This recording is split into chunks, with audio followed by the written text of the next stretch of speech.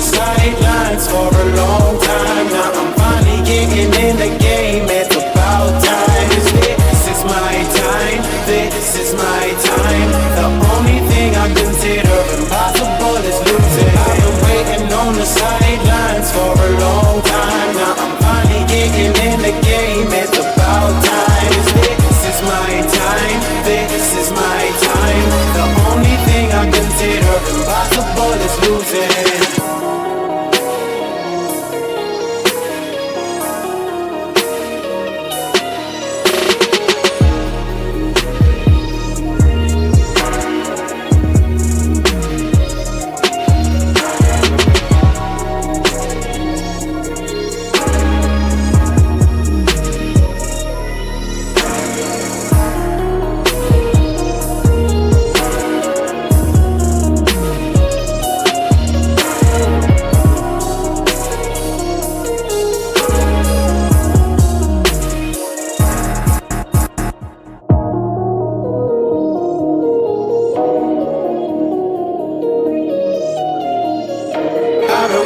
On the sidelines for a long time. Now I'm finally getting in the game. It's about time. This is my time. This is my time. The only thing I consider impossible is losing. I've been waiting on the sidelines for a long time. Now I'm finally getting in the game. It's about time. This is my time. This is my time. The only thing I consider impossible is losing.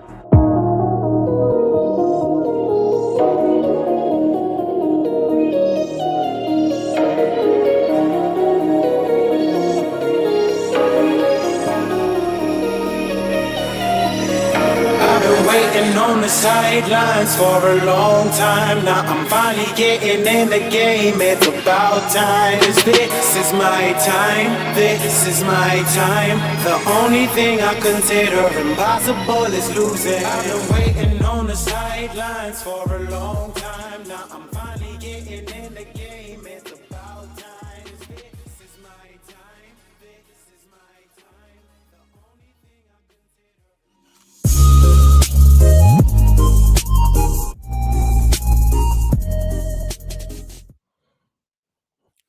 What's up, ladies and gentlemen? Welcome back to TDPHINSTALK, home of the real Miami Dolphin fans. I hope you all are having a great day today. It is Tuesday morning. Coming at you with the show, we want to talk about Tua Tagovailoa's real evaluation as of week 9. I don't know why I put week as in W-E-A-K. I don't know how that happened.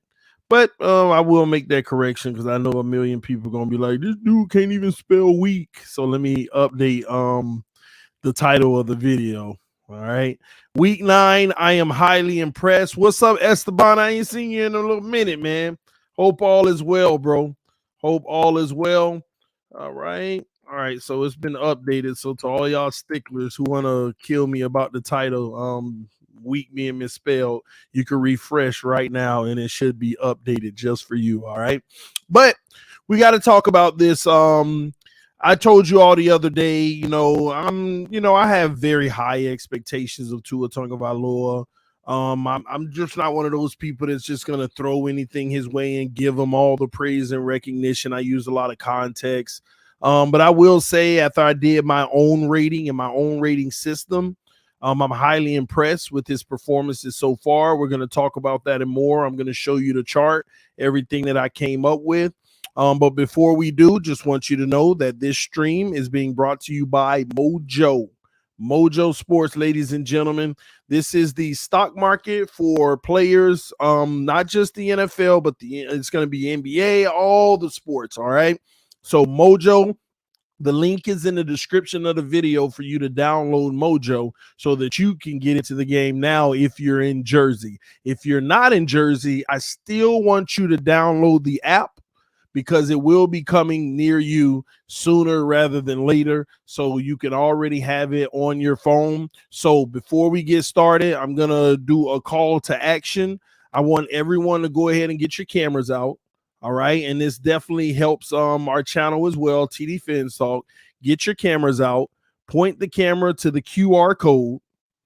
And once you point your camera to the QR code, a link will show up on your screen. Click that link, download the app, and you will have Mojo on your phone so that when the time comes, it'll already be ready. And this link automatically is affiliated with TDPHINSTALK. So click this link or use the QR code so that you can download it. All right. I'm on my phone. Yeah, I know you're like, even if you're on your phone, you can pull your camera up.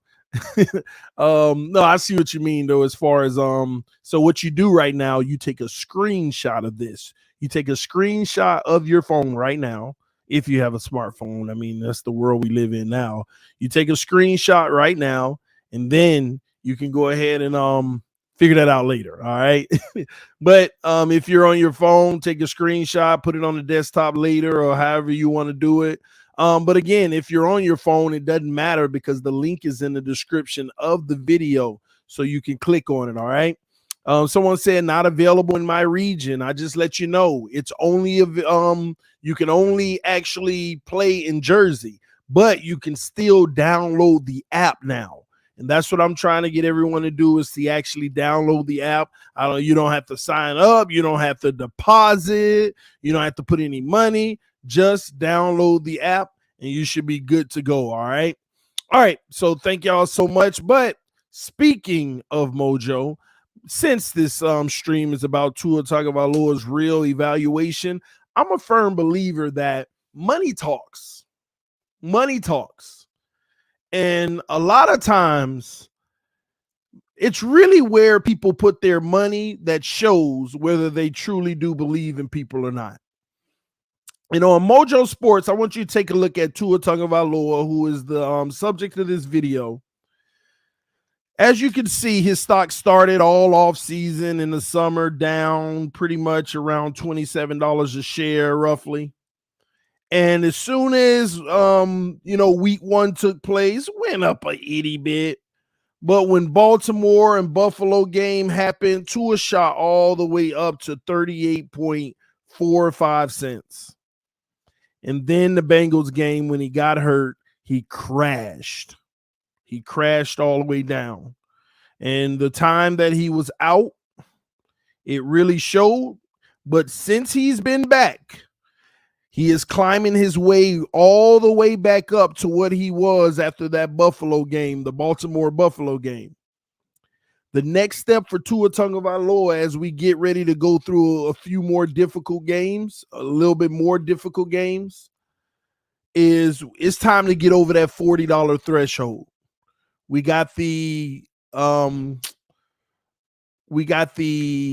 Browns this week, and that's going to be a tough test for Tua, which is a good evaluation piece.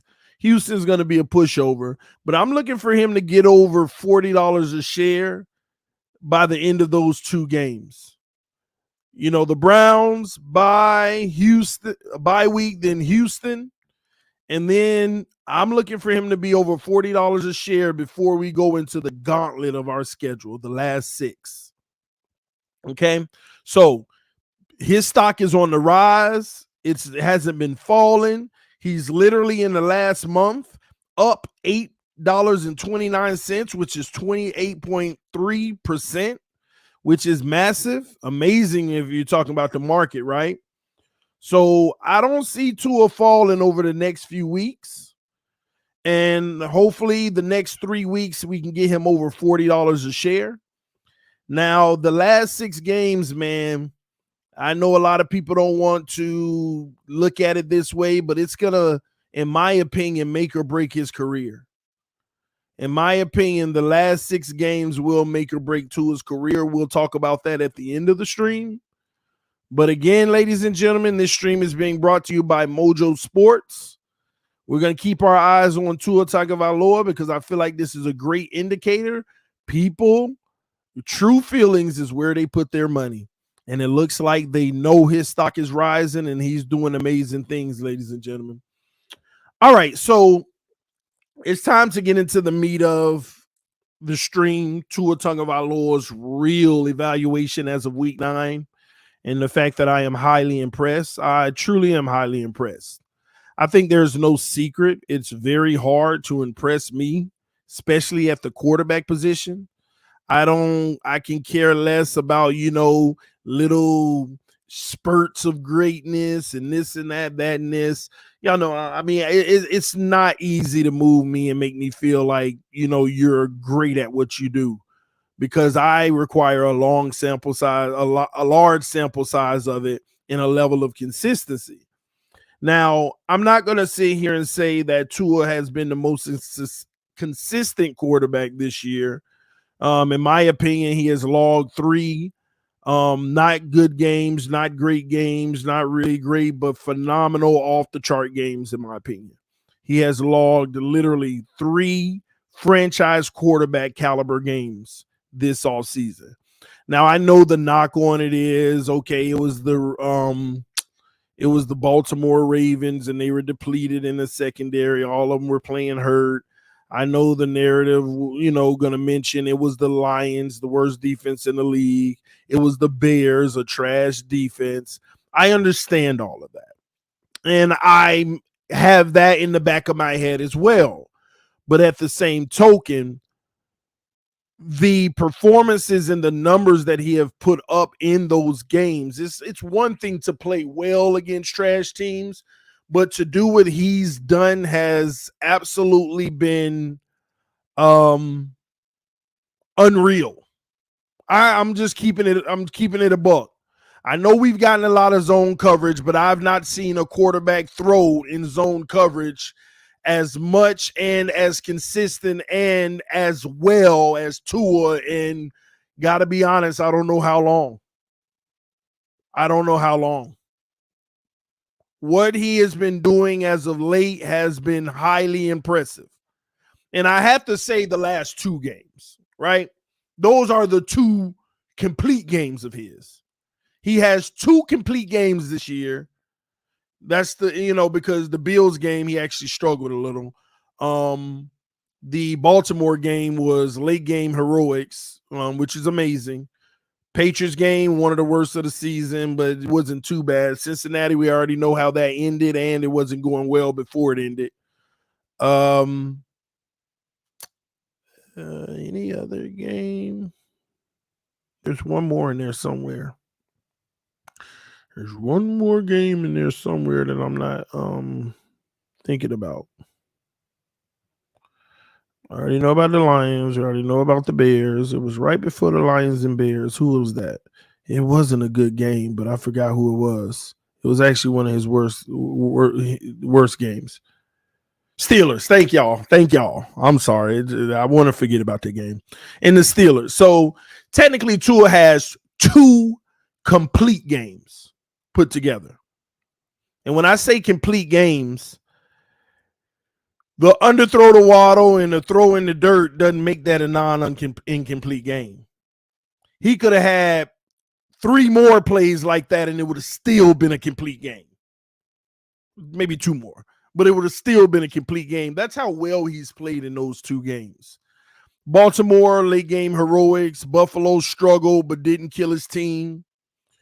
And the rest of them haven't been great. But what you look at in the quarterback sometimes is not just how well you throw the ball, because there's still areas to be desired of that with Tua. But I have to say, before we go into the grading and stuff, my grading system, I have to say this. I didn't think that I would. Now y'all listen to me clear now, because this is a huge big ups to Tua on this part. And I think everybody needs to recognize what's really driving this level of play for him. This is an area that I could have never imagined I would be seeing from him. The level of confidence. Forget the play on the field. This game great, that one wasn't, whatever. But the level of confidence in it. The system really has him like, if you didn't see the first 2 years, you wouldn't have think that version existed. The way he's playing confident right now and just letting it rip, letting it fly. Screw up. Like, this is the epitome of the Dan Marino pick a guy, let it fly. And I hate that because against great opponents, it makes me nervous. Like he gonna have 3 interception games. But his confidence is like literally off the charts right now. I mean, when he pick a guy, there ain't no question he letting it fly. But it's not just letting it fly. It's the fact that I see some throws that I didn't think Tua could make on a consistent basis. And I know everybody going to say those are easy throws. The intermediate across the middle where the Tyreek and Waddle, they're wide open every time. I get that. But Tua's strong. Bruh, in the last 3 years, Gesicki, Waddle, freaking Parker, Holland, all of them was wide open in the middle. Tua either never saw him or he just misfired. We've always had people in the last 3 years wide open in the middle. He just could not execute. And now it's like in the middle of the field, he can't miss. This ain't no, like, I'm shocked in that area. I'm telling y'all, I mean, I've gotten to the point where I was like, yeah, he ain't gonna never fix that. I don't know what's wrong with him. I mean, he missing it so bad. It's such elementary level. And now it's like he is literally nailing the intermediate. Now he's doing really bad in the short passes, which is, I don't know why it's flip-flop. Like he's struggling in the intermediate and he was the greatest in the first 10 yards. Now he's one of the worst in the first 10 yards and he's great in the intermediate. He flip-flopped them, but I rather this flip-flop. I rather being great in the intermediate than the short. Because that's the big gains. Those are the big chunks. That's where it counts and matters most. So we're about to go over my grading system for Tua Tagovailoa this year. Everybody got their system. Everybody got their grades, even official grades like PFF and everything. But I have my own grading system of what I wanted to see from Tua this year. The expectation for him was 4,400 yards, 34 touchdowns, 12 interceptions. That's going to be a part of the rating because what I did on a weekly basis is divided it evenly out and made that the weekly target, regardless of the opponent, because at the end of the year, it'll all actually average out. Okay. He needs to leave. Got it, man. But yeah, so when I came up with this scoring system, I made sure I didn't do it from a bias standpoint. I wanted to really get a true gauge on what's important to me for Tua to become a franchise quarterback. So my checklist for Tua becoming a franchise quarterback, I'm going to go over that. Number one, let me make sure I have this down. Number one, what I expected for Tua Tagovailoa was to improve in the intermediate. Okay. That was the number one expectation I had for him. If he was going to turn it around and become a franchise quarterback. And so far, as of right now, he's checked that box. Okay. He's checked that box so far. And we'll see how it ends up at the end of the season. Right. Number two, big playability. It's like having that it factor. And I don't care what none of y'all say. I don't care how it comes, whether it's, oh, well, they're Hail Marys, they're bad throws. He still got it. People ain't out here picking it off. It's short. We still catch him. I mean, you got to think about it. That Waddle short pass that we all like, whoa, my gosh, that was trash. That Waddle short pass is like 1 out of every 20. Like, I mean, that may be an exaggeration, but 1 out of every 10. So at the end of the day, all 10 can be short, but 9 of them are getting caught. So it doesn't matter. It doesn't matter. Now, don't get me wrong, Dolphin fans. I do get scared late in the playoffs if we have one of them games and it's a 3-pick game because of it. But it hasn't happened yet. And as long as it hasn't happened, this is the true sample size. It is what it is. It's been effective. Throw the deep ball. If it's short, they're still caught. There has been a few early in the season that were in stride, but we ain't had none since because the middle of the field's been wide open. We haven't really needed to go super deep. So the big play it factor has been there so far. Now don't get that now. Don't be getting all emotional on me, two-and-ears, and don't be getting all mad on me, you non-two-and-ears. Because at the end of the day, this is my real evaluation as a week 9, unbiased, none of that crap, just straight up. We still got games to be played, 8 more. But as of right now, this is what we got.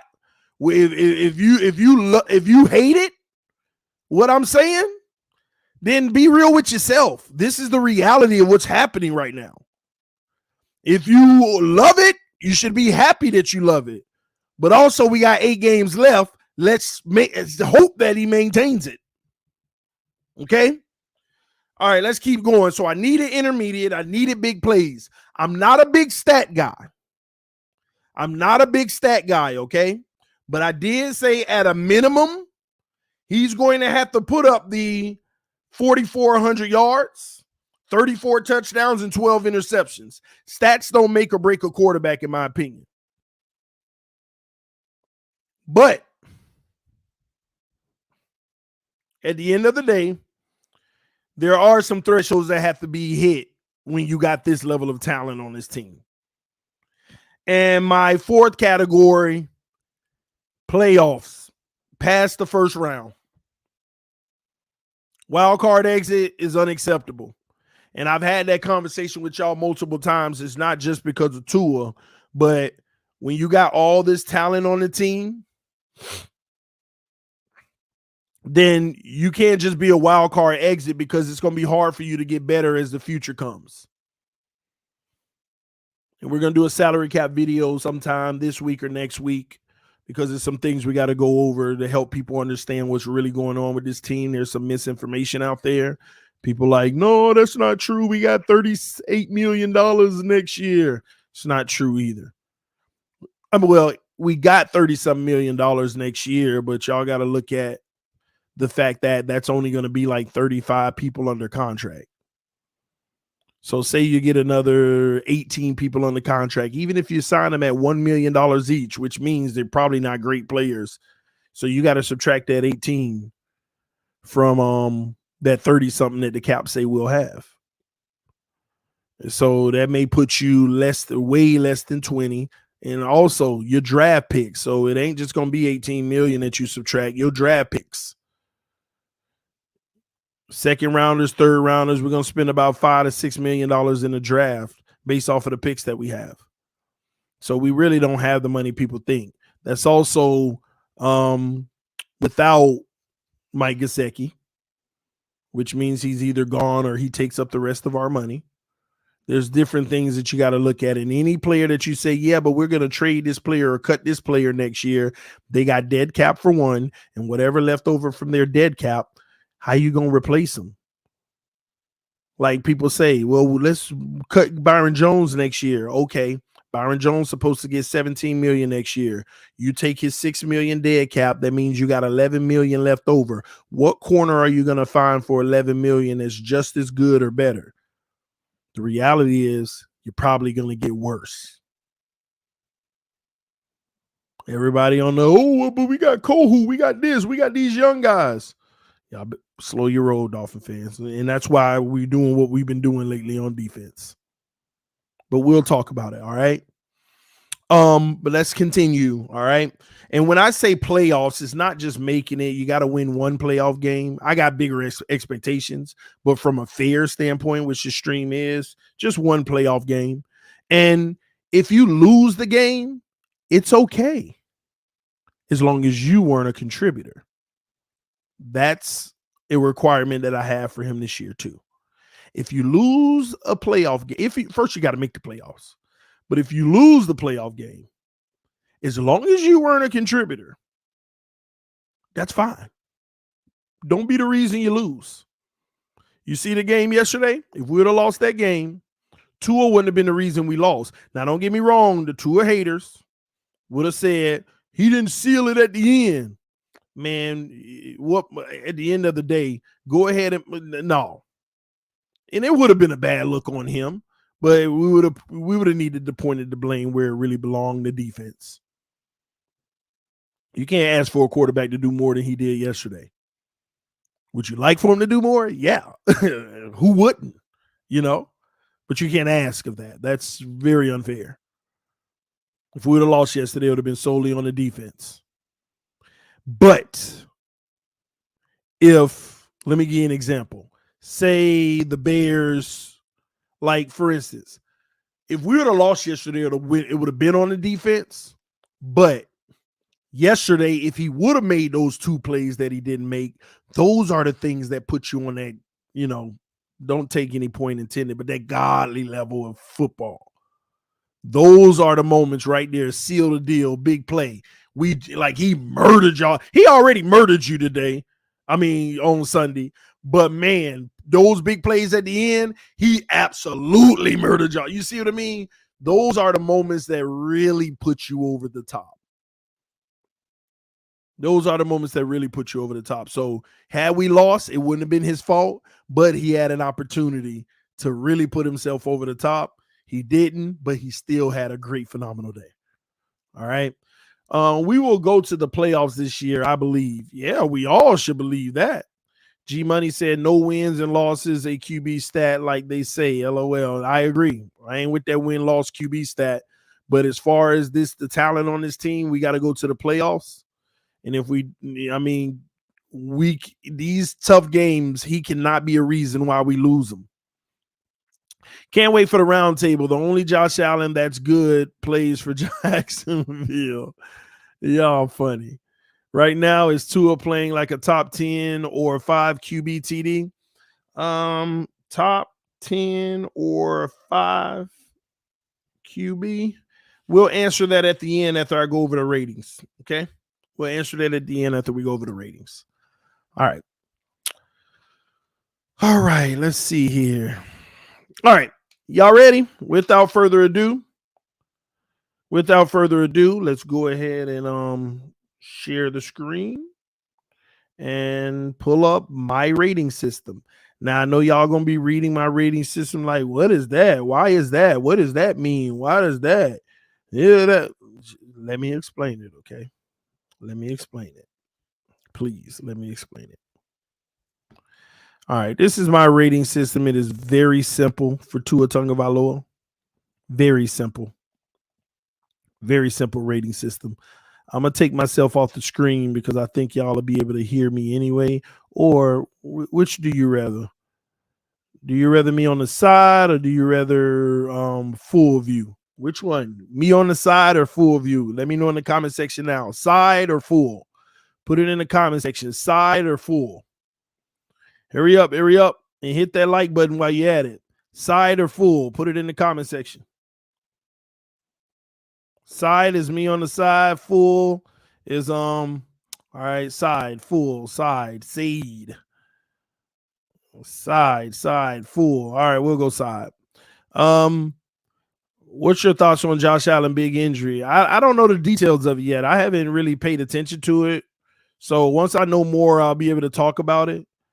But that is, that is a window of an opportunity for everybody. Everybody's Super Bowl aspirations just went up if it's serious.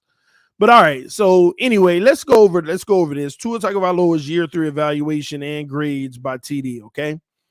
All right, so we're going to go down to the bottom at the very end, and I'll give you the overall grade. But let me go over the categories at the top, okay? So this is how I grade. I want y'all to look at the first 3 categories. This is what makes up the grade, okay? The first category is play on the field, which is 50% of his overall grade. The biggest weight is how you play on the field. I use that exclusively from PFF. Okay. I think that was fair because they evaluate all the context of what's happening on the field. So his PFF grade is play on the field. Now, if you go over 4 categories, you'll see raw play on the field. That's his actual PFF score. So I take the PFF score and multiply it by 0.50 to give it its credence, okay? Going to the overall score. Now, the stats. The stats are 40% of the score because with all his talent, he has to we want to see how well he does on the expectations that we set as a community, which was 4,400 yards, 34 touchdowns, and 12 interceptions. And when you come over here to the raw data, the stats for raw yards, stats for raw touchdowns, stats for raw interceptions. Now, I know y'all going to look at interceptions and be like, he ain't got that many interceptions. That's not what this is. There is a factor that Tua needs to throw 0.71 interceptions per game to get to 12. And if he doesn't throw an interception in a game, he gets the full value. That's why a 1 is in the category. So the 1 is actually good. The 0 means he gets no value because he threw a pick in that game or didn't play. Okay? So a lot of people are going to come on here and be like, hey, he didn't throw that many picks. No, he's getting credit for not throwing picks in the green with the 1. So as you can see in the raw interceptions, let me see here. All right, cool. Yeah. So I'm just giving him the full value of 0, which is about 5% of the stats. Now, 40% of his stats, how do you come up with the grade, TD? Well, this is how I did the stats, okay?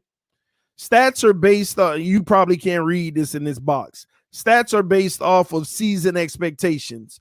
He needs 258.82 yards per game, which is 50% of his rating. Touchdowns, he needs 2 per game, which is 25% of his rating. And interceptions, he needs 0.71 per game, which is 20% of the rating. And run off of the PFF grade is 5% of his rating. His mobility and all of that, because that's another factor in today's NFL with quarterbacks. But I didn't make it a large factor because I never really had high expectations of Tua being this athletic freak running the ball like Lamar all day. Okay. Then you got raw run. Then you have raw stats overall. Then the third category is availability, which I made 10% of his score. Okay. Availability is 10% of his score. And the overall grade. So let's go week by week real quick so we can kind of feel why these grades are what they are. All right. Let me go darker over here. Maybe you'll be able to see the grades a little better. Let me see if darker makes it better. Yep, it does. Yep, that makes it better. All right, so week 1, okay? PFF, as you can see, rated him a 53, okay? Which gives him 26.65 points towards the 50 points he can get for play on the field. All right. His raw availability, he played the game. He gets all 10 points, 10% for that week. Raw yards, he exceeded the 258 that he's required. He's actually off the charts. By the way, everything in purple is off the charts. Everything in purple is off the charts for Tua. It's above 100% or it's off the charts. Everything in green is roughly that 90 to 100 range. Everything in blue is that 80 to 89 range. Everything in yellow is that 70 to 79 range. Everything in orange is that 60 to 69 range. And everything in red is 59 or below. Okay. He got a lot of purple on his chart. Y'all see that? He got a lot of purple out here. I mean, not a lot, but hey, based on if you took that middle of the chart away where he wasn't playing, that's a lot of purple. Matter of fact, Let me do that for y'all. Look at that. That's where he would be if you take the Bengals, Minnesota, and Jets away. That's what it looks like. That's what it looks like if you take it away. All right. Let me undo. And if you want to look at it as, hey, he didn't play whatever, you keep the Bengals in, this is what it looks like. Okay. All right. So let me go back. C minus overall. Yeah. 80.2 QBR to lead all QBs. I guess everyone else is playing at a D and F level. Mojo Tagovailoa, I have no idea what you're talking about. That was week 1 score. What is you talking about? Oh, I don't know what you're talking about anyway. C minus. I have no idea what you're talking about.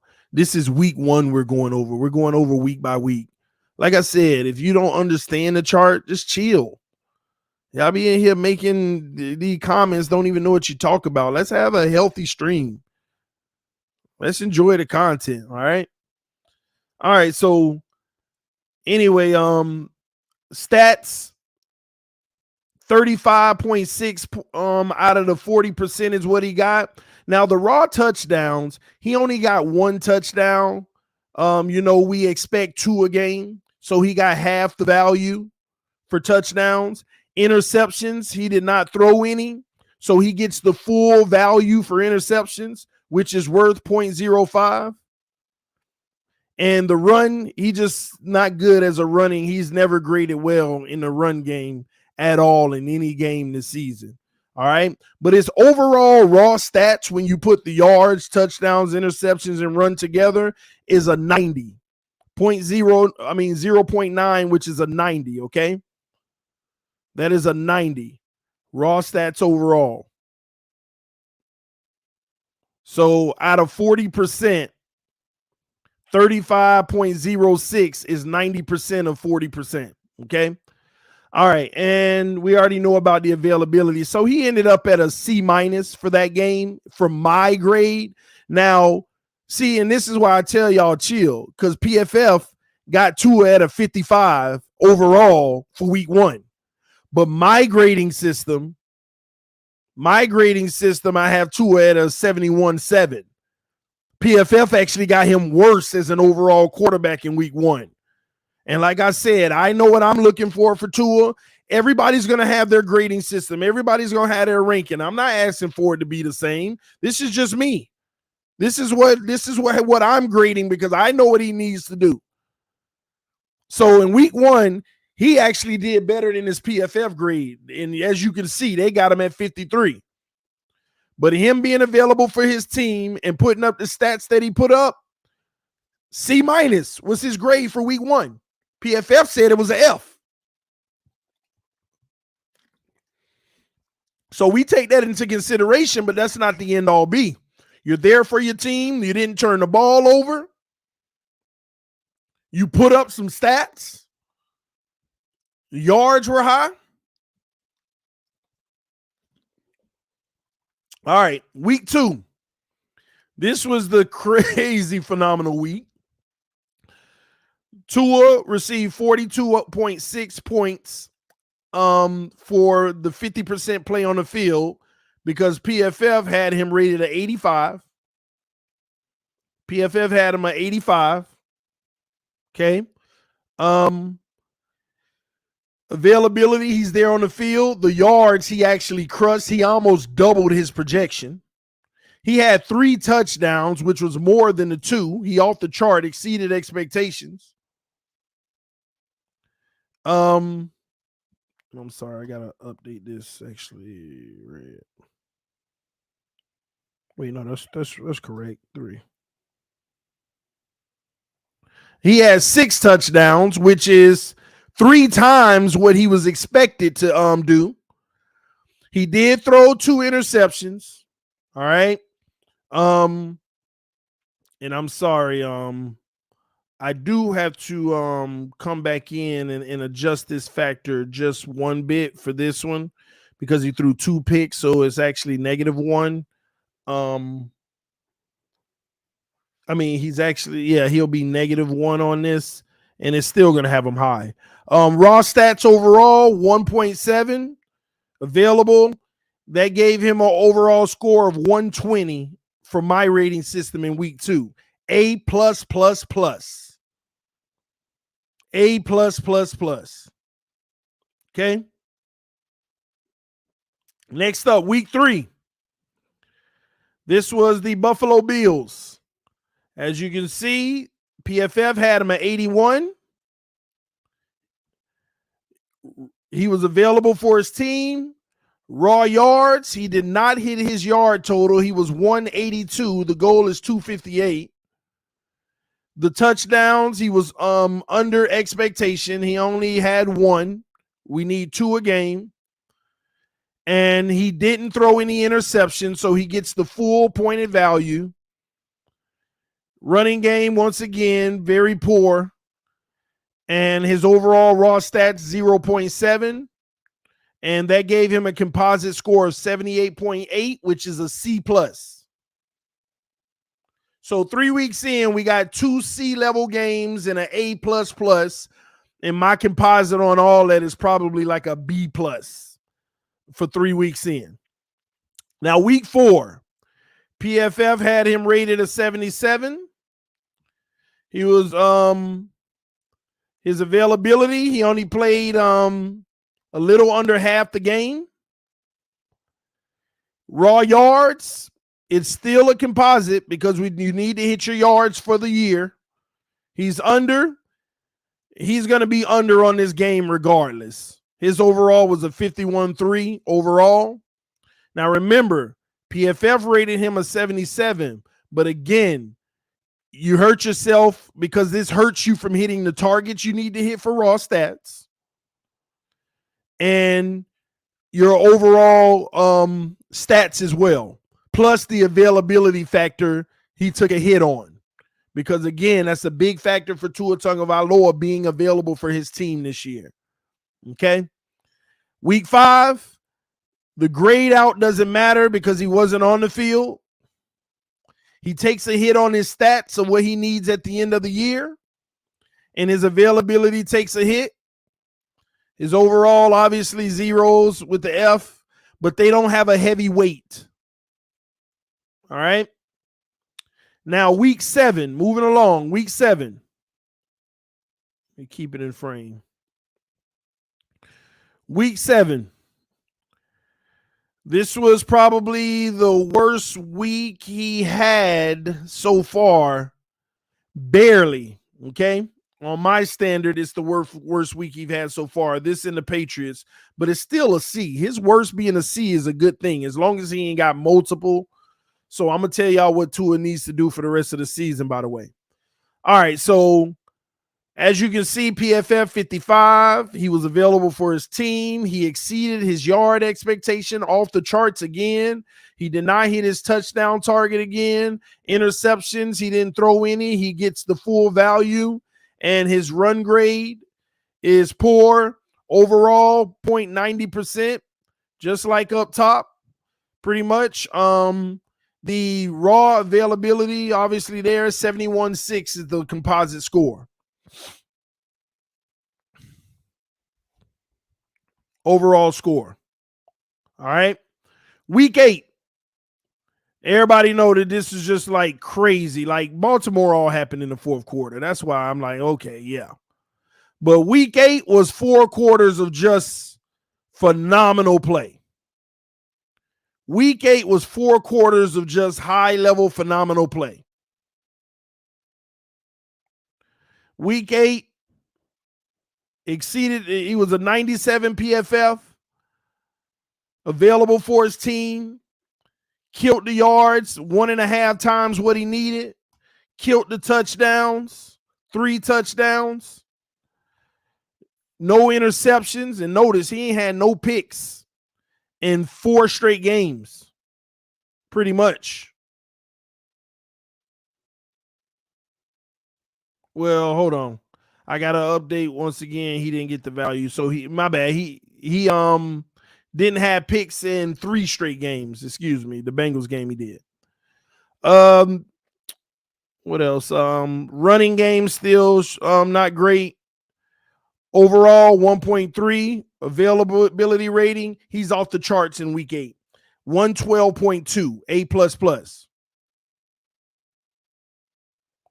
T. Jones said no incomplete instead of F. I know you don't like to see the F, but remember, it's an F. It goes a part of your grade, your overall season. You're not on the field for your team. You're not on the field for your team. But remember, it doesn't have a heavy weight because we're not looking at the 50% play on the field. It's just about the stat total that we need him to hit. That has to go against him, the stats, and the availability ranking. It goes against him.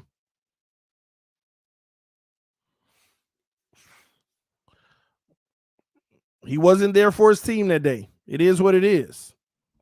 At the end of the day, if you want me to change this, if you want me to just blank it out, maybe this is what you want me to do. Just blank it out. It doesn't change any of the scoring. Matter of fact, I'm here to make some of y'all feel better. How about that? How about that? This will make some of y'all feel better. Matter of fact, and we're going to change the color. We don't want the color to freak you out either. Let's just go white. Yeah, we don't want the color to freak you out either. That'll make you feel better. That's fair. I ain't going to knock it. It is what it is because it doesn't change the score at all. The score still remains the same. All right. NA, not applicable. Oh, not available. Oh, good. That's even better, right? All right. So here we go. T-Rich, I said much better. All right. I'm with it. It is what it is. I mean, it makes sense. It ain't going to kill him either way, so I don't mind changing it. Last game last week, another game that was just phenomenal. It wasn't off the charts, but it almost was. And I gotta be honest with y'all. It's like, I ain't gonna lie, he would be in the purple for his overall last week if he probably hit that Waddle pass. He'd probably be in the purple. That would have been huge. It would have increased the yards. It would have been a touchdown. That would have went up. No interceptions, run. Yeah, he would have went up though if he would have hit that pass. But it's still all good. He had a great day, phenomenal day. His overall grade for me was a 97.7 in that game, which is an A+. All right. Now it's time to get to his overall score. Let's see if we can get some guesses in the comment section because I have the composite score for all of this together at the bottom. With the ratios and everything, not just the add them all together, divide. No, the ratios, the weights. It's an accurate score. Let's get some guesses in the comment section. What do you think the final grade is for Tua Tagovailoa? What do you think the final grade is for Tua Tagovailoa? Put a number and the letter. Put a number in. Ooh, somebody already hit it on the head, but I need a number and a letter. I need a number and a letter. Give me your grade and what they, because, okay, so look at the ranges, okay? The ranges go 3 or below is minus. 4 to 7 is regular grade. And 8 and 9 is plus. If you want to know the pluses and minuses for A's or B's or C's or D's or F's. Okay? So give me your grade. First person to get it gets that big time shout out. Let me see. I'm going to look for who going to hit it. Bam. We got one person that hit it right on the head. Shout out to Nightfall. Hit the score right on the head. This is his overall grade so far this season for my scoring system. And it's an 85 on the dot it ended up being, and that is a B. Right there. Last week, by the way, it was an 83.3. So Tua brought it up even more. Just so you know, the grade last week was an 83.3. So Tua brought it up by 1.7 with his performance yesterday. 2 days ago. I keep forgetting it's Tuesday. So 85B. And I got to tell y'all, I'm not an easy grader and all of this stuff, but I'm highly impressed. Halfway through the season, if you would have asked me what Tua's grade would have been, I would have literally probably guessed even with all this talent, I would have said Tua will be around 78, which is good, but it still ain't, it ain't nothing to move the needle. I would have told you if you would have asked me before the season, where would Tua be for your own grading system halfway through the season, I would have said around 77, 78, and I would have been like, that's good now, but it ain't great. Now, you know why this is important to me? You know why the 85B is important to me? Because this is on my scale of 1 to 10, ladies and gentlemen. This is my scale of 1 to 10.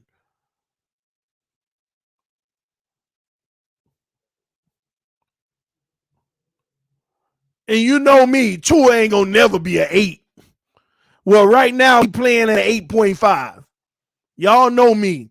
If we can get Tua to a 7.7, maybe we could work with it. But he playing at an 8.5 right now overall. That includes the Patriots game. That includes the Buffalo game. That includes the Steelers bad game. His overall performance right now, he's playing like an 8.5 quarterback. And I wouldn't have ever seen this. Now, we know it's early, and it ain't early no more. It's halfway through the season. We still got 8 games to play. He'll either bring it up or he'll drop it down. But come on. This is good stuff. Tua would easily break 90 if he didn't miss those games. Well, I can't knock that either. But let me tell you something. As long as he play the rest of the season, his availability score is going to go up alone anyway. Remember, he's only getting 7.17 out of the 10 points he can be getting for availability, as y'all can see down there. He's getting 7.17 points out of the 10 he could be getting. Now, the beautiful part about it is he can still hit 10 even with those missed games. Well, not 10, but he can hit like 9 point something if he just plays the rest of the season. That's 2 more points right there. Now, somebody said he's playing higher than B. That's your opinion. And this is where I want to pause for a second, because I'm going to bring the chart back up. But this is where I want to pause for a second. I'm sorry if this makes you mad, if it makes you happy, if you're just fine with it. I just got to keep it 100. This is where I have them. This is unbiased. There ain't no number I'm pushing to say, hey, let me bring them down more. Ain't no number I'm pushing to say, let me bring them up. I tried to be as fair as possible. I made the requirements before I even plugged numbers in. I plugged the numbers in, and he's coming up darn good. Not good. Like what? This is like on my scale. You know how I got the elite and all of that? Elite guys are 10.0 for me, like all together, the way they are.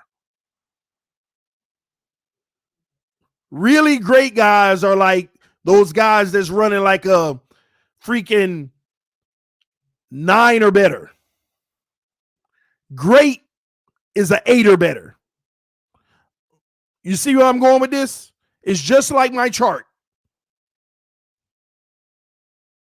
He's playing great football. He's playing great football. He in the 80s. Now, again, 8 games to go. 8 games to go. 8 games to go. Elites are getting 8 plus every game. T Rich, that's not how it works. Remember, look at this, T Rich. I just explained it to you. That's not how it works. You don't have to get 10s every game. Do you see that 120 for Tua? Do you see that 112 for Tua?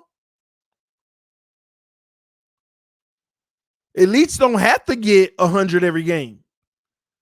But you have some games where you exceed 100 that make up for your 70s and your 80s. They make up for your 70s and 80s. So you don't have to exceed, you don't have to get 100 every game. An elite quarterback don't have to be 100 every game. As long as you got some games where you exceed 100, you're going to make up for it and you can still end up at a 10. Truth be told, you could end up with a score over 100 if you like really going crazy. I bet you if I plugged in Patrick Mahomes 50 touchdown, 55,000 yard year, I bet you he'd be over 100 overall score. So you could be over 100, which means you're off the charts. You're cemented elite. But let me tell you something. Let's say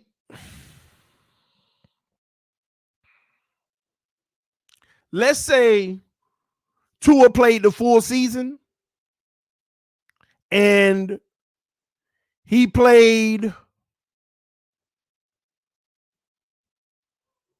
85 in those 3 games that he missed 2.5, those 2.5 games, right? Let's just say he did that.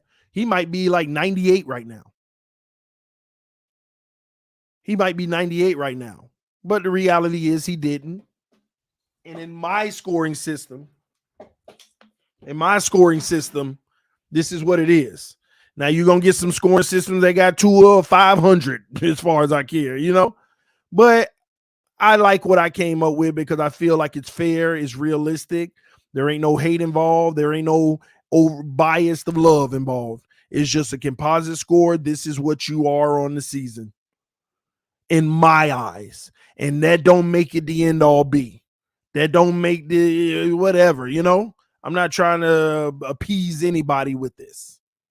I'm not trying to make anybody mad with this.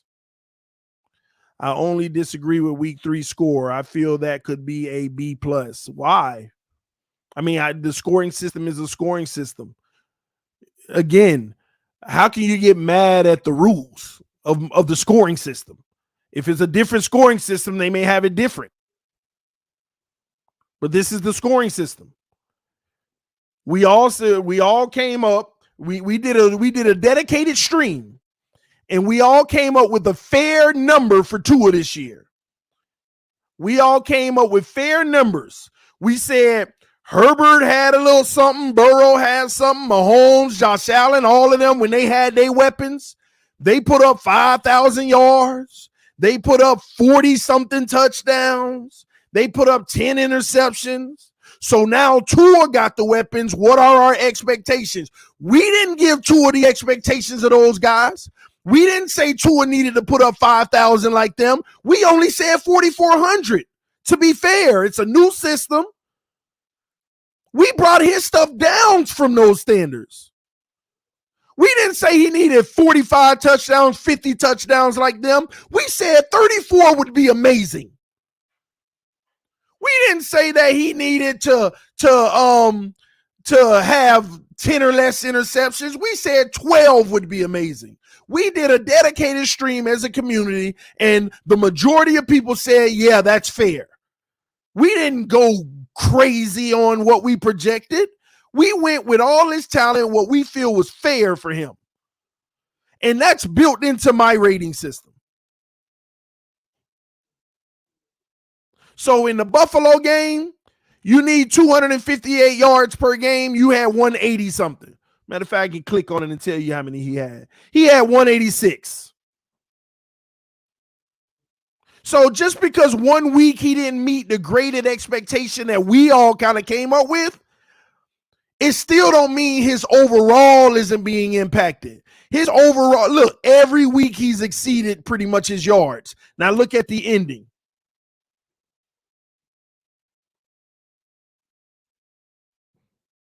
Raw yards. This man done missed 2.5 games and still he's at 85% of what we projected. And that's good. He missed 2.5 games and he's still putting up 85% of what we projected. And if he keeps on this pace, he's going to exceed what we projected, missing 2.5 games. Let it play out. Let the season end. Let the season end. You said Tua was great in week 3. I said Tua was great in week 3 because he didn't cause us the game. It was a slugfest. I feel like he did what he needed to do. He did his job, T. Rich, and I still stand by that. He was good. But once again, T. Rich, go look at my quarterback scale. What's the good category? Go look at my quarterback scale and look at the good category. Matter of fact, maybe I just need to pull it up for y'all. Give me a second.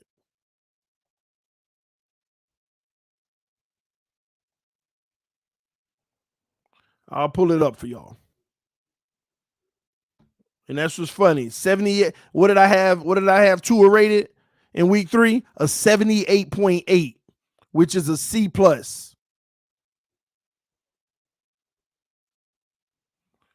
All right, give me a second. I'm pulling it up. All right, PowerPoint. I'm about to pull it up now.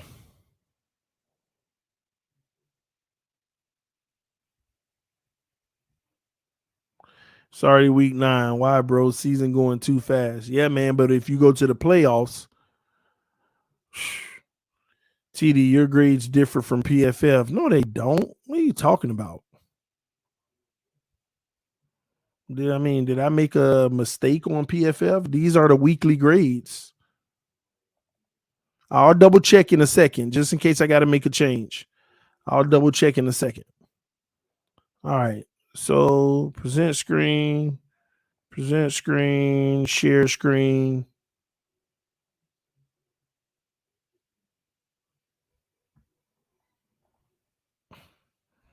This is where I'm at with it. Let me blow it up a little bit. Let me take me.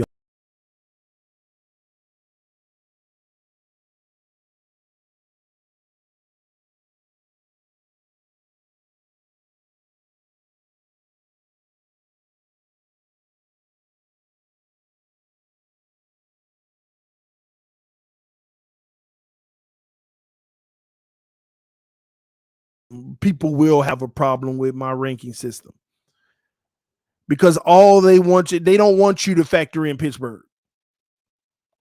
Just keep the great game. They don't want you to factor in New England. Like, and you know what sucks, man? I got to be honest with y'all, man. I got to call a spade and come at some people real quick. You know what sucks about being a Dolphin fan in this community with some of y'all toxic people? Is the fact that me grading Tua 85 is phenomenal. The kid is playing great. I mean, like, and we still making that out to be an issue. We still try to find ways to make things out to be an issue. When I told you the criteria of how I graded it, it's just the criteria. And all of it comes up what it is. Y'all act like week 1, 71.7 is a far cry from what he did. You act like week 2 of 78.8 is a far cry from what he actually did. You act like the freaking Pittsburgh game, the 71.6. And to be quite honest with you, 71.6 is a great score for the Pittsburgh game. Because at least he hit his yards target. But y'all want me to delete all 3 of those just so y'all can feel better so I can put them, at an A+? Y'all act like that never happened. You see 2 games versus the Lions and the Bears where he absolutely shreds or plays elite football, by the way. 2 weeks straight, he actually plays elite football, and you want that to be the conclusion for the season. All right, you take them 2 games, erase the rest, or maybe add Baltimore. But if you add Baltimore, they might want to add the other one. So just take them 2 games. That's who he is. I don't get it.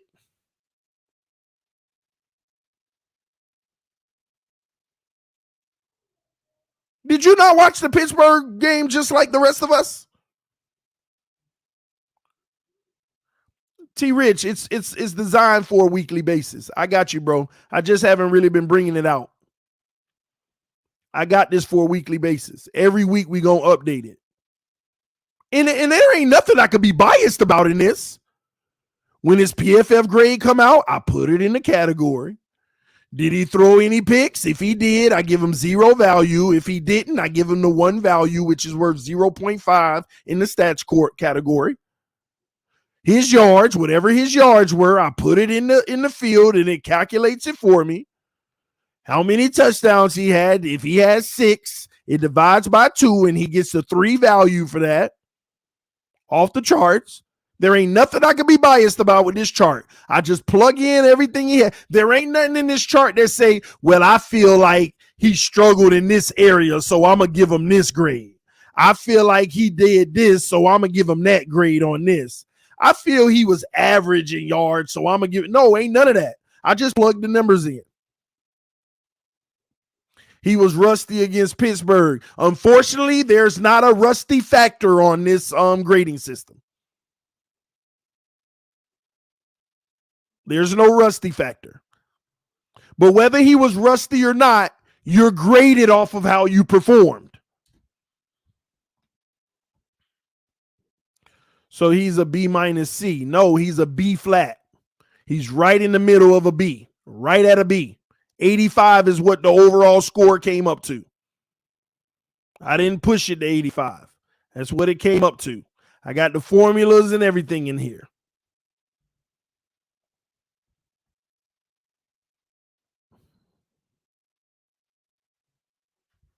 It's that simple. So we will do this on a week-by-week basis.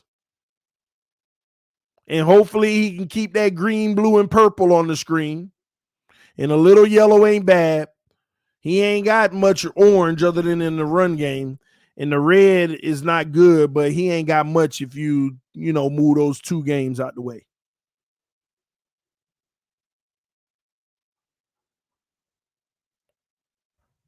So who has an A?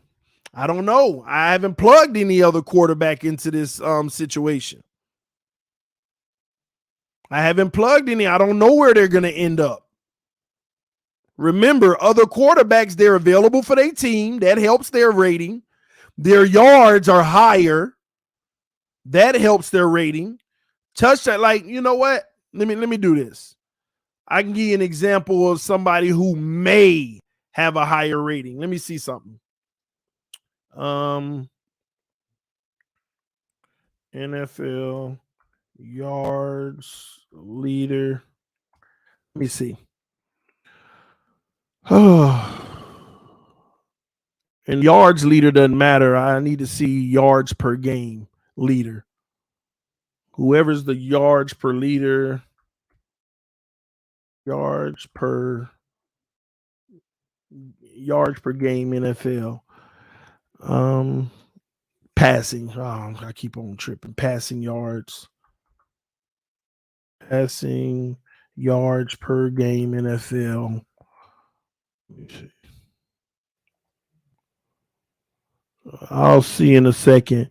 So Patrick Mahomes 304, Herbert 290. Wait, is this the right year? This can't be. Because they don't have Tua top 10. Or maybe he ain't top 10. Let me see. Kirk Cousins, where's Tua? No, this ain't it. What year is this? Y'all give me a second. Oh my gosh. Oh, my bad. That's a career. Single season. All right, 2022. Oh my gosh, they making me mad now. Give me a second, y'all.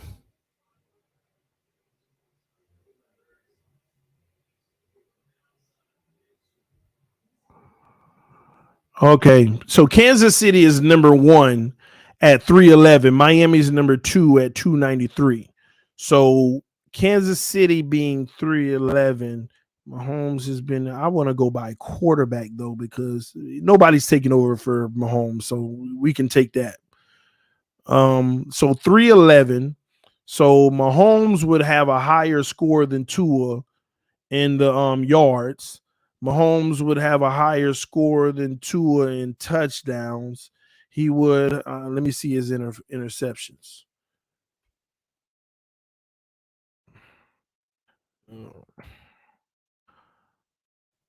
I'll let y'all know in a second. Um. All right. So Mahomes got 6 picks. Tua. How many picks Tua got? Y'all put it in the comment section. I don't remember. Is it 3 or 4? 2 in Baltimore.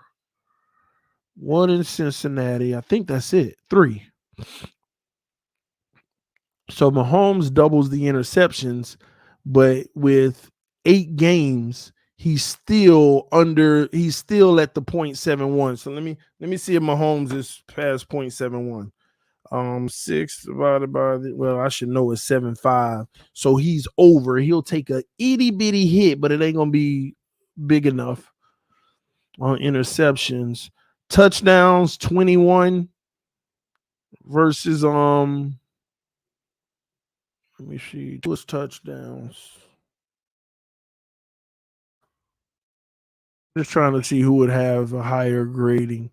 15 though, so he's behind by 6. And the sad thing is the game's missed, but Mahomes already had a bye. Mahomes already had no. Mahomes 8 games. Not yet. Mahomes had a bye. So Tua was 1 game. Mahomes, yeah, Tua would still be behind in touchdowns, even if he played all the games. So Mahomes will be leading in touchdowns. He'll be leading in yards per game. He'll be not far off on interceptions. He's available the whole season for his team. And let me look at his overall PFF rating.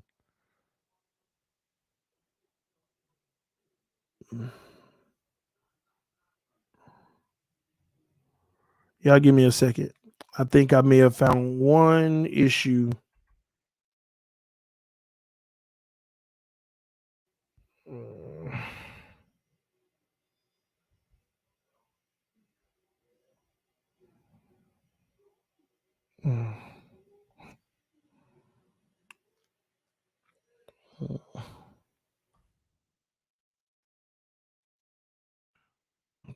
That was the issue.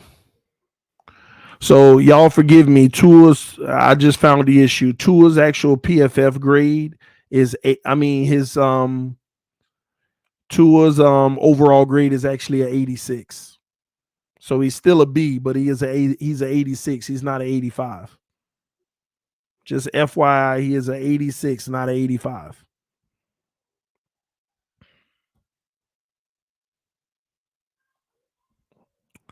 All right, format cell, numbers. We go number down 1 decimal.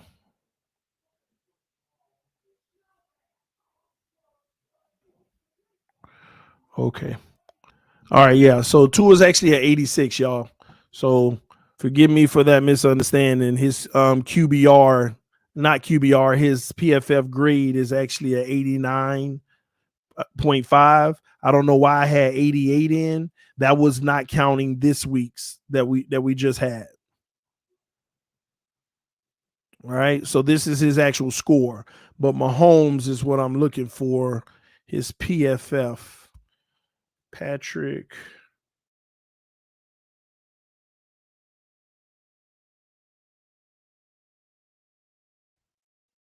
Mahomes. Let me see his overall PFF this year. 88.6. So overall, and Patrick Mahomes has an 89 in rushing. Patrick Mahomes would be over Tua in my grading system. He's probably one of the rare guys that would be over Tua right now in my grading system. He would be over Tua. Patrick Mahomes in this grading system, in my grading system, Patrick Mahomes might be like a 88.5 or something like that. That's me trying to do quick math. I could be off by 1 point, give or take. He would be like an 88.5 in my system. Remember, Tua takes a hit from availability ranking. He takes a hit in the stats category. But yeah, big time. Shouldn't we factor in yards per attempt? Raw yards are rewarded QBs with higher pass attempts. PFF already does that. T-Rich. PFF already does that in their grading. All of those things are factored into PFF. That's the thing about PFF. All of those raw data stats are already calculated.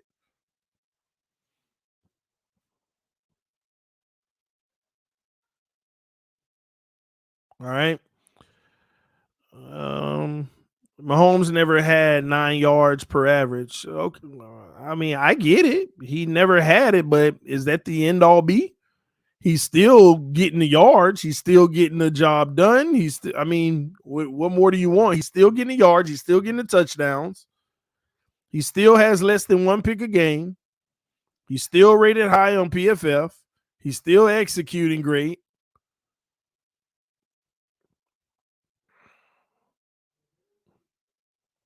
So, I mean, I get it, but Mahomes would be higher. I don't know who else would be higher. Maybe I don't know. Jalen Hurts. Let me look at Jalen Hurts.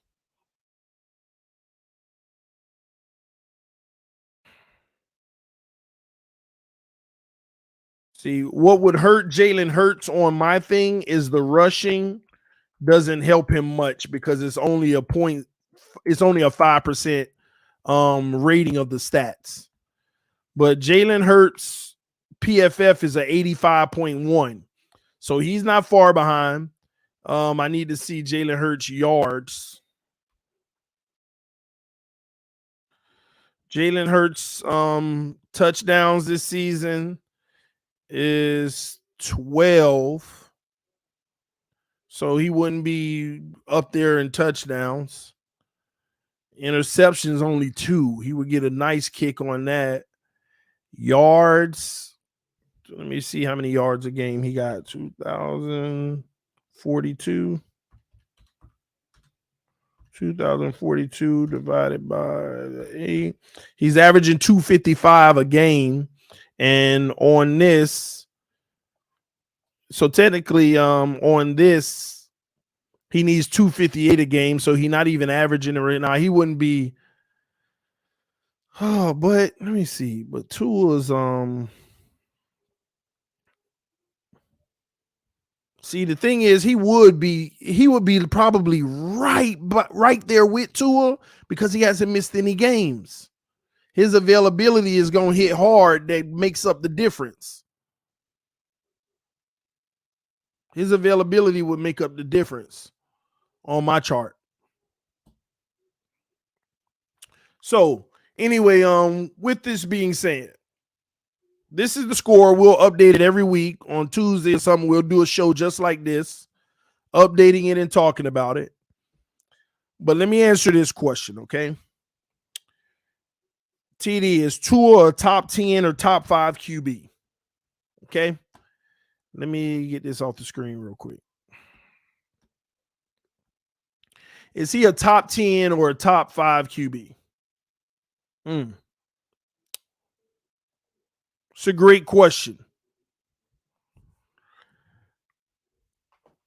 I haven't thought about that yet, but I'm going to attempt to right now. The way that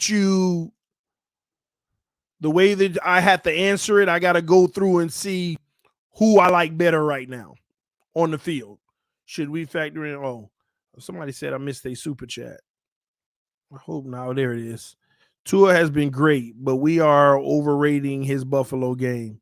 Their defense was in shambles, and he put up 21 points with a goal line fumble from Josh Allen.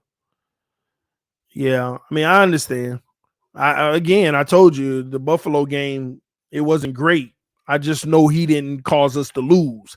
That was a perfect game. He could have blew it.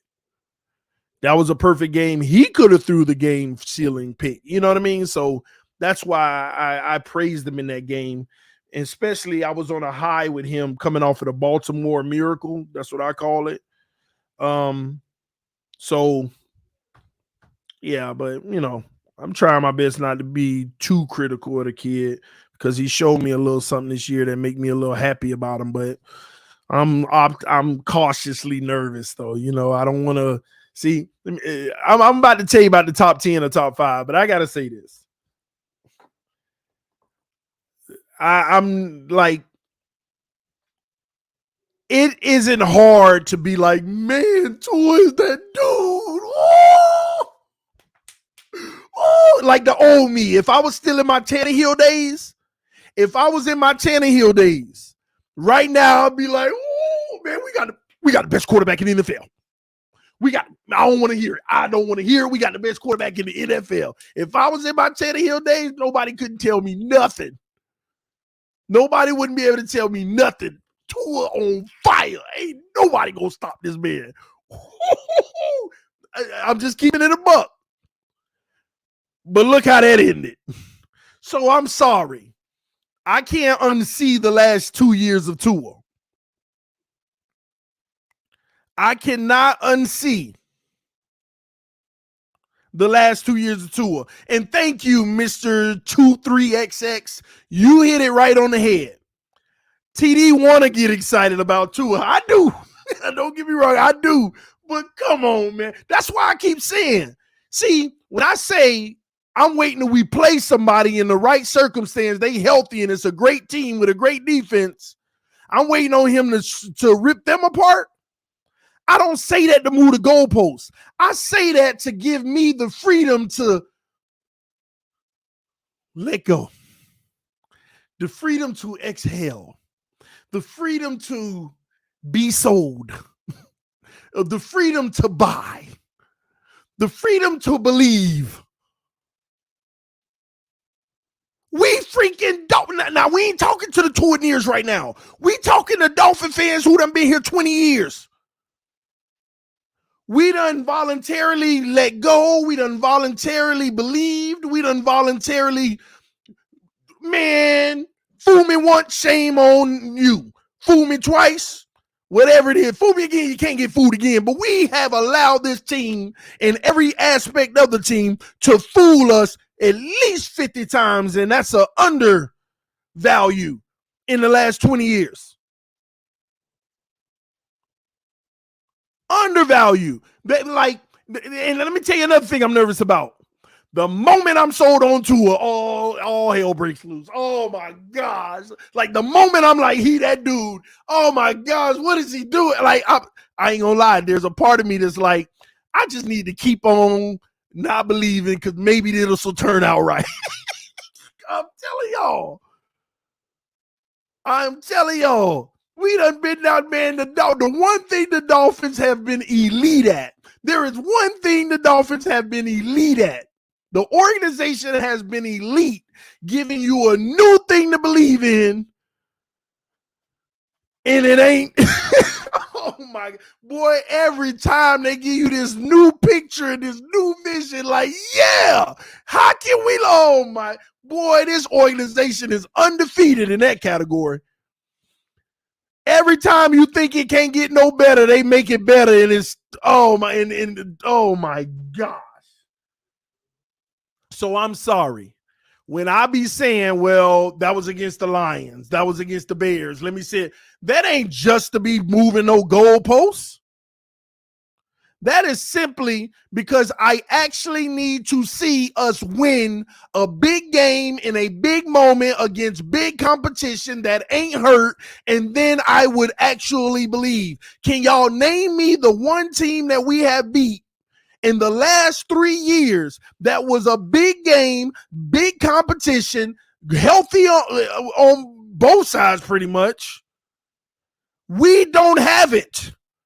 We don't have the statement game. When Buffalo played Kansas City the other day, statement. statement win. We haven't had one of those in 3 years where you know the opponent you playing is the favorite and we're probably gonna lose, but we gonna measure up to see. And if we win, we know we it. Every time we run into one of those games, what has happened? Every time we run into one of those games, what happens? And I have been undefeated telling y'all which games those are gonna be. I literally tell you, this game right here, this the one. Y'all will see. Oh, be positive. Shut up. I'm just being realistic. The most positive thing you could do is be realistic.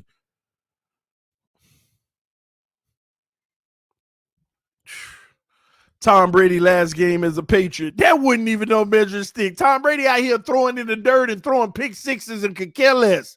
He was working his way out of them. What would you rate Herbert? I don't know. I would have to put him in the system and see where he would come out on my chart.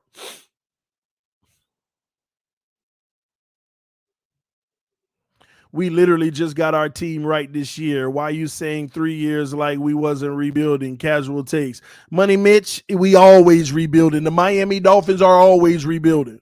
Money Mitch, let me ask you a question. For whatever crazy reason, say we don't make the playoffs this year. Then what you gonna say? You ain't gonna say nothing. You're not gonna come back to TD and say, oh, my bad, it wasn't casual takes. Say we lose in the first round, get blown out by the Baltimore Ravens after we had our 6-touchdown game. Say we play Baltimore in the first round with a healthy secondary now and Roquan Smith. And I know you saw what that boy did last night. Say we do that. What you gonna say? You gonna say casual take? No, you're not. You're just gonna keep your mouth shut until you can find something else that's called casual.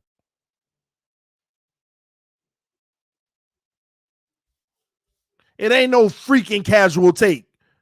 No matter, no, well, we built the team. We were rebuilding. Yeah, we were rebuilding and we won 10-9 games. We were above 500. We didn't expect to do that. They said 2 years ago we would win 4 games. We won 10. Would it have been a casual take if I said we would have won 10? Which I did say we were going to win 11, but we came up one short. Tua versus Buffalo. Just saying. And let's get something straight, man. Y'all ain't finna sit here and change the freaking narrative like the last 2 years ain't happened in the quote-unquote rebuild.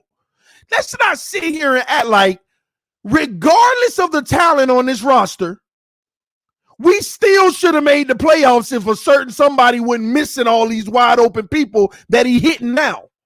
That's not act like there wasn't not a single game last year where we had opportunities to win that we blew it. Somebody just not seeing the field well, not anticipating, not doing any of that. Let's not sit in here and act like we shouldn't have made the playoffs 2 years in a row. Do not sit here and act like you can't. Do not act like the Denver game ain't happened. Do not act like the freaking Raiders game ain't happened. Then you go watch the all 22 and people wide open all over the field and we staring down the person who guarded. Let's not act like these things ain't happened. This is supposed to be a fun moment. Tua rated a B, an 85, but y'all still want to try to throw shots. No.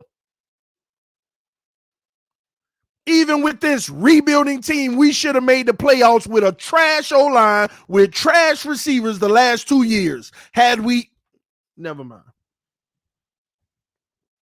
With a trash O-line and trash receivers, this team still was in a position to win at least 2 more games both seasons the last 2 years. But we're not going to deep dive once again into why we didn't. Yeah, the O-line is a reason we didn't, but even with they play, there was opportunity for somebody else to carry us over the threshold. The receivers were trash. They're another reason we didn't make it, but even with they play, there was still opportunity for a specific person to carry us over the threshold.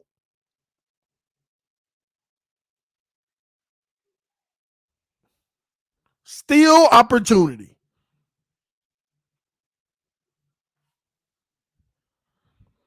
LOL came in thinking TD was praising Tua. But nope, same TD. LOL. Fins up Wednesday. I've been praising him the whole stream. It's these people where it ain't good enough. You praise him and it ain't good enough. They get you throwing these shots at him, and then then I ain't praising no more. I've been sitting here praising this guy the whole freaking stream, a 85, which is great football play, which ultimately, let's get to the question that we were supposed to be answer. Is he a top 10 or top 5 QB right now this year? So I got to look at the QBs and say, who's been better than him this year? Play on the field, circumstance, opponents, all of that, right? Patrick Mahomes, in my opinion, has. Josh Allen has, with the exception of that bum game he just put up, but it happens to him every year, right? Let me see. Is there anybody else that's been better this year?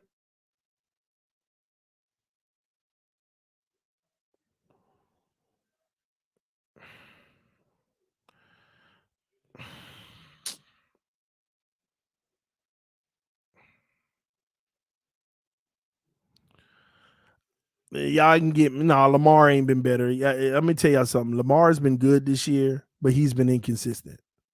Lamar, no. Lamar ain't in my top 5 this year so far. I had to be honest with y'all. I gotta go. Dang, it's like it bothers me to do this because it's barely, but I gotta put Jalen Hurts above him so far, just so far. What else? Let me see. Anybody else? As well as Geno Smith playing, I'm sorry, I can't put him not even close above Tua this year. That's 3 quarterbacks. Is Herbert in the top 5? Not this year. Not so far this year. Not at all. Can he get there? Maybe, but not. He got some work to do to get there. So I got 3 ahead of Tua right now. It's let me look at one person to see if I would put him ahead.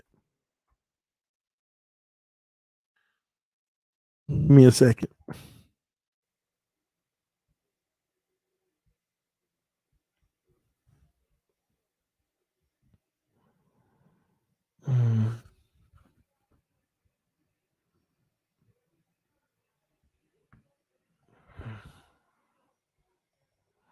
Give me a second, y'all.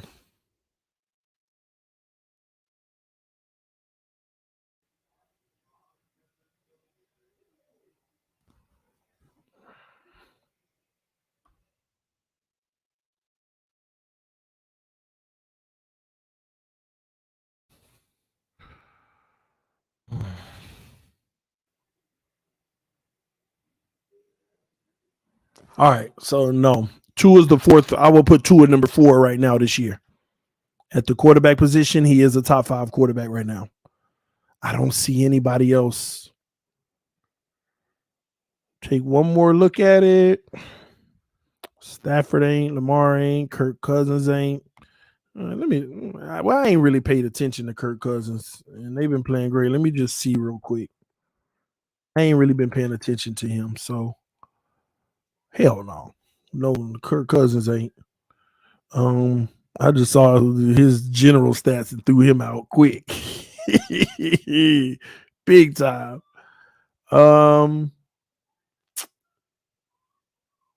Yeah, that's it. Tua is number 4 in the NFL right now. If I had to rank quarterbacks this year, I got him number 4. He has played better than listen, that's with the New England game. That's with the Pittsburgh game. That's with the, Buffalo game. I got him number 4. Burrow, no, I look Burrow up. Burrow might be catching up, but he got some ground to cover, but he might be catching up. I probably put Burrow 2 is 4. I got Burrow around 6 or 7, maybe. 6. He catching up. I say that. The last few weeks, what Burrow did the last few weeks? Let me look it up. Let me look it up. Let me see what Burrow did the last few weeks. Oh, he been subpar. I think what it was back when he played the Saints and the Falcons and them bums. So I don't put much into that. But in the last 4 weeks, he got 9 touchdowns and 1 pick. But he's picked it up though. He's starting, but we'll see. Yeah, against the Panthers, like last week, he trashed on yards of 206, only 1 touchdown, no picks, but he was a 78.6 completion percentage. Burrow's making up ground. I'll say that. From a yard standpoint, he might end up leading the league this year. I think Burrow's going to lead the league in yards. Touchdowns, he's behind barely, but he got a chance to pass Mahomes. Because no, he ain't got no chance to pass Mahomes. Wait, let me make sure. How many games Patrick Mahomes done had? Mahomes has done 8 games, and he ain't catching Mahomes. Mahomes got 21 and 3 more touchdowns and 1 less game. Well, I mean, he could catch him, but it's not likely. It's highly unlikely.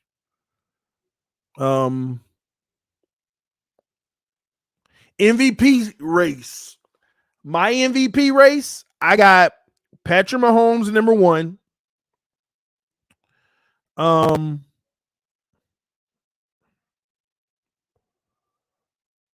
Tyreek number 2. Derrick Henry number 3. And Jalen Hurts number 4. That's what I got in the MVP race. I ain't gonna go past that. Josh Allen has dropped himself to like 10th to me. He's like 10th in the MVP race. Now I know it's all about the quarterback, so you're just gonna do those, but my personal MVP race is what I just gave you. That's what I got. All right. But yeah, Tyreek is number 2. Tyreek is number 2. Let me tell you what pushes Tyreek to number 2. First of all, he has an opportunity to break a receiving record. That's number 1. Number 2, he's done it with or without his starting quarterback. He had a game where he had 177 with Teddy Bridgewater, y'all. What more can we say? What more can we say? People don't realize he was also playing hurt during that Bengals game, if I'm not mistaken.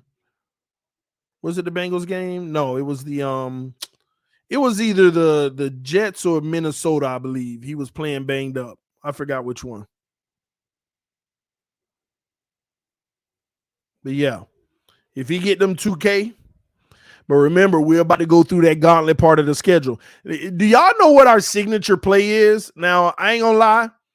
Is in my eyes, it's unorthodox, but it's almost genius. It's genius. You know what our signature play is to Tyreek? Where he stacked up most of his yards? And this is not a dig on Tua because I don't know if it's intentional, but I'm starting to feel like it is. Tyreek run the deep ball, splitting the safeties. Like literally, as soon as you get about 50 yards downfield and both safeties are full speed chasing with you, just stop on a dime and the ball is on its way short. Turn around, locate it, go get it. They still running and they like, oh, why did he stop? And then they're always going to be behind. He has been wide open on those every time. And all it is him running deep as fast as he can. That's going to make the corner and the safety like, oh, crap. We got to keep up with him. We got to get out here and try to make a play. Soon as they look for the ball, they running and looking. He done stop, put on the brakes, turned around, and he locating wherever the ball is and coming back to get it. Y'all don't know how many plays are designed, like comeback routes supposed to be 10, 15, 20 yards max. We running 40-yard comebacks. I think it's designed that way. If it's not designed that way, then Tua just got a bad arm and Tyreek just bailing them out. But I'm starting to feel like it's happened so much when I watch the All-22 that now it's designed. We ain't got to go deep. If they covering him well, then throw it up and just put a lot into it, but not everything. And he'll stop on the dime. They'll run another 5 yards before they realize what happened. The ball will almost be there. Tyreek identify it, go up, get it, catch it, whatever. That's why we don't have any yards after the catch on the deep balls. That's why we barely have any that continue in stride. Soon as he catch it, they caught on and they tackle him. Tua is number 1 in air yards this year. That's why. Because ain't nobody completed deep balls at a level like this in almost history. Every deep ball is just about caught because, and believe it or not, it's phenomenal coverage. It's just when you stop and you're coming, there ain't no 40-yard, 50-yard comebacks in the NFL, but we're doing it. He's supposed to be number 1 in air yards. We're doing something that nobody ever thought of. Run as fast and hard as you can. Tua, you ain't got to throw it 50. Just put it 40 to 45, and he'll identify once he get to 50 yards, he'll come back. They'll still be running, and then they'll put the brakes on and be like, oh, he stopped. Why Mahomes didn't do it? Because I don't know why they ain't. Well, Mahomes was throwing a lot in stride, too, for the touchdown. Mahomes underthrew Tyreek a lot, too, sometimes. But Mahomes throws a lot in stride where they were actually on the run touchdowns. That's why Mahomes didn't do it. And he didn't do it because I don't think anybody's ever thought about this. This is genius. When you run cover 2 and you got crossers going across the middle for 10 and 15 yards, that's keeping all the linebackers there. And then you got this 30-yard gap of wide open space behind the linebackers, and Tyreek is 50 yards down the field. He puts on the brakes, turns around, the ball coming. He can go up to get it. He can go to the right to get it. He can go to the left. He could jump it up, and they're just figuring it out, and then they tackle him. Go watch the All-22. It is clear as day. We keep doing it. That's why Tua just heave it up. I ain't got to be in stride. I ain't got to be accurate. Ugh. Put that by 40. Tyreek turn around, come back. Oh, you got it. Everything's been like, oh, he got it. It ain't like, let's be honest. Outside of early in the season to like waddle on one play, we ain't had no dimes in stride in good coverage other than the waddle splitting the safeties. Everything else has been that. And when you watch the All-22, you'll see what I'm talking about. But I actually think it's genius.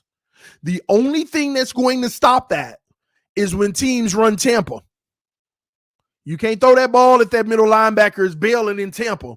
Don't do it. You're going to get picked off. And go look at what Cincinnati was doing. Go look at what Cincinnati was doing. They kept running Tampa. Is Tua top 5, or does he have 2 of the best wide receivers? He has 2 of the best wide receivers, and he's top 5. Both things can be true. Both things can be true. We weren't asking that question when Patrick Mahomes had Tyreek Hill and Travis Kelce. So both things can be true. Both can. Facts, TD. Both is true. Now, remember what I just said about that deep ball with Tua. I ain't complaining because it actually works and it's highly effective. You just can't do it in Tampa. If a team rolling Tampa, you got to pay attention to that middle linebacker, make sure they ain't dropping because you're going to get picked. And that's what Cincinnati was doing, running Tampa. So, but yeah, man. But I'm about to get up out of here. I'm going to see y'all later because I got some more streams to do. We want to look at some of the All-22, how well Tua did, if we can get to it today. But I appreciate y'all coming through for this one. Again, I'm not sitting here.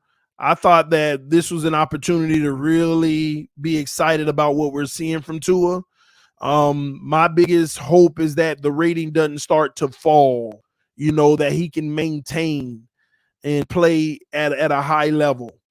I don't want, and I'm going to tell y'all now, this week against the Browns is going to be a good look for Tua.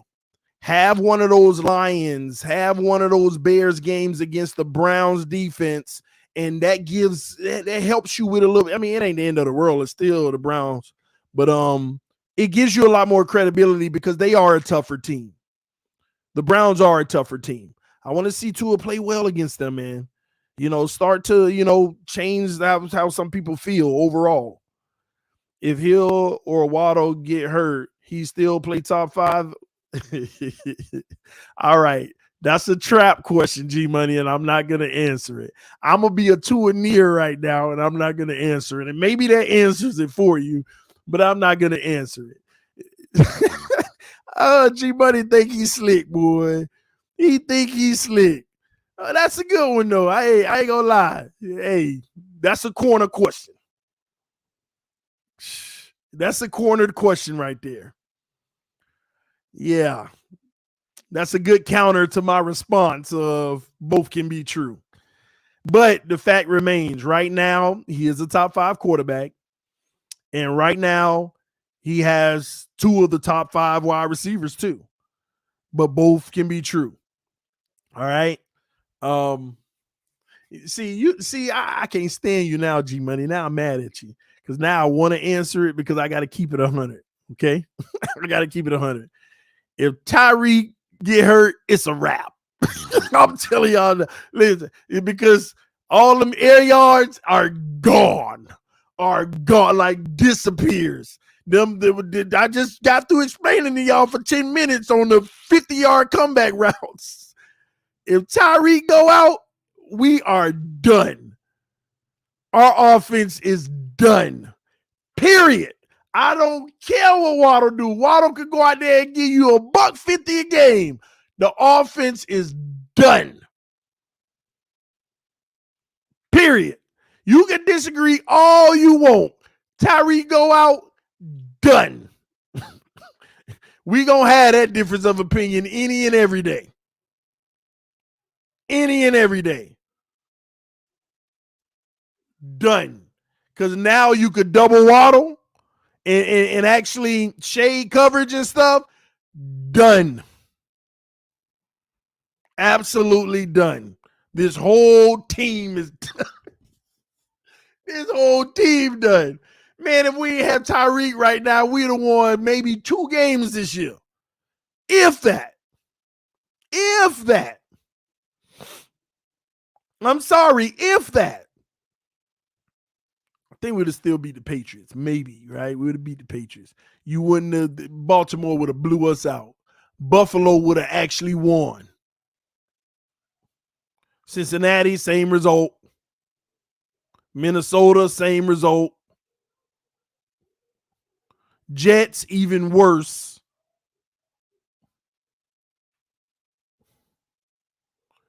Now the Lions, see, we'd have lost the freaking Lions game.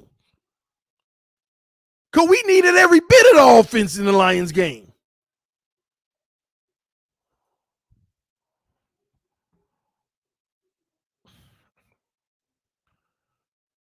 Bears. She probably would have lost that too. Listen, man, we probably be 1-7. I ain't gonna lie, y'all. No, we wouldn't be 1-7. Man, I don't know. We might be 1-7 if Tyreek wasn't on this team. I'm just kidding. That's my opinion. Don't make me right. Oh, y'all, I disagree, TD. Fine. I'm not trying to persuade you. I'm just telling you what I believe. This team might be 1-7 without Tyreek. It's just what I believe. So protect that man. Protect that man. I think we would also be 4-5 without Armstead. We'd be 4-5 without Armstead. We 6-3 right now. I think we would have been 4-5 without Tua the whole season as well. The way Tua played in them last 2 games, you would have needed that level of precision and consistency in those 2 games And Teddy wasn't gonna give you that. Teddy can put up numbers, but he wasn't gonna give you what Tua gave you in the last 2 games. And Skyler's still young. I think he got the capability to light it up like that, but it's still unproven. So I can't give him credit to say he would have. I think we'd be 4-5 as a team if Tua didn't play the whole season. So, give or take. Without Tua, 0-3. But we wouldn't have been 0-3 if Teddy was the quarterback all year and actually had the reps to play each game. Or Skyler, the reps to play every game. Like, y'all got to understand, Teddy got thrown in there without preparation a week before.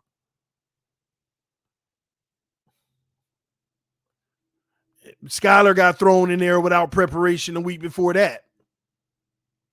Then Teddy got thrown in again without preparation because of the concussion protocol and Skyler getting hurt. All 3 of those games, 0 prep for the quarterbacks. Thank God for the defense versus Pittsburgh, because Tua, in my opinion, like y'all say, rusty. We keep talking about Tua was rusty versus Pittsburgh, so Skyler and Teddy wasn't rusty. So T-Rich, you said excuses. Was Tua rusty versus Pittsburgh, T-Rich? That's all I got to ask. If your answer is yes, then move it. Then don't be talking about excuses with me. T-Rich, was Tua rusty versus Pittsburgh, or did he just suck? See, you see the ultimatum I gave you? Oh, man. Check for missed chats. I think I hit all of them. Oh, well, G-Money said Hill for MVP because he got Teddy throwing 400. Yeah, Teddy threw for 3-something in 3 quarters in one of them games. Teddy would have probably had 450 yards had he started that game.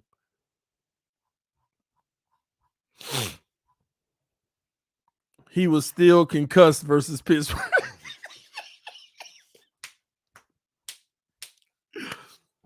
I give you that with T-Rich. Good comeback. Oh, man, I said T-Rich. Did Tua suck or did he was he rusty? Good comeback. He was still concussed. 3 weeks after the concussions, he was still concussed, huh? Oh, my God. I give you that one, T-Rich. I give it up to you, bro. Good comeback, man. But, yeah, man, like I said, man, I just think that that's a fair way to look at it. I think we would literally be 1-7 if Tyreek wasn't on this team. We'd be 4-5 if Tua wasn't on this team. And we'd be 4-5 if Armstead wasn't on this team. Outside of that, I don't see a single player on this roster moving the needle. I don't see a single player moving the needle. Wait. Hold on. So he's 6-3 now. We be 5-4 right now. Here come my mic drop because I'm about to get out of here. We would be 5-4 right now if it wasn't for one player. The GOAT. If it wasn't for one player this year, we'd be 5-4. So he got value this year. I'm finna get out of here, y'all. I love y'all. Appreciate y'all. Fans up no matter what. I will see y'all later. If it wasn't for Noah Igbenogany, we'd be 5-4. Peace.